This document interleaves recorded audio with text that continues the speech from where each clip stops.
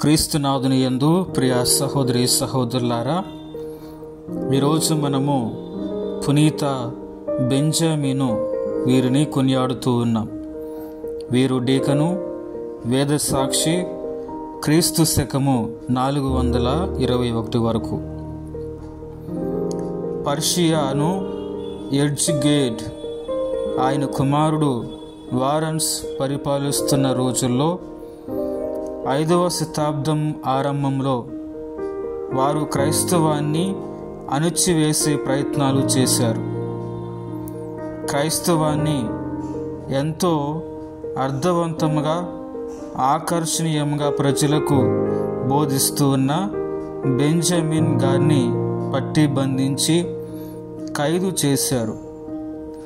Constantinople చక్రవర్తి జోక్యంతో Benjamin గారు ఇకపై సువార్త ప్రచారం చేపట్టకుండా ఉండే షరతుపై ఖైదు నుండి విడుదల చేశారు. విడుదలైన మరుక్షణం నుండే బెంజమిన్ గారు రెట్టింపు ఉత్సాహముతో క్రీస్తు గూర్చి, వారి రక్షణం మానవాళి స్వీకరించాల్సిందిగా ఎన్నో విధాలుగా నచ్చజెబుతూ ప్రజలకు సువార్తమానాన్ని వినిపించారు.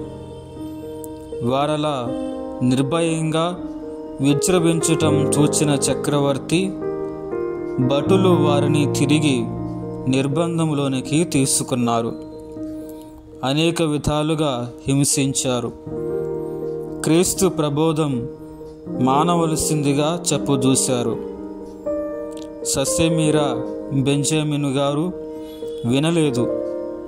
మళ్ళీ విడుదల చేస్తాం, కానీ సువార్త మాట ఎత్తకూడదని కోరారు.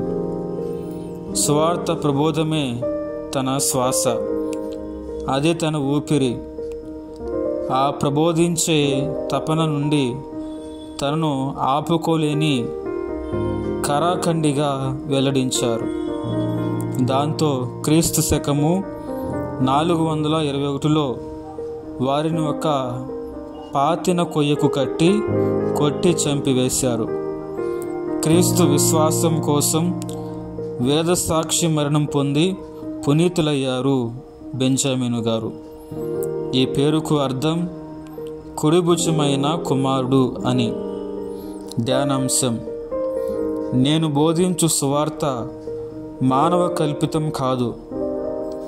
నేను దానిని ఏ మనుష్యుని నుండి పొందలేదు. ఎవరునూ దానిని నాకు బోధింపలేదు. యేసు క్రీస్తే దాన్ని నాకు బయలుపరచెను. పునీత బెంజమిన్ గారా, మా కొరకు, మా కుటుంబాల కొరకు ప్రార్థించండి.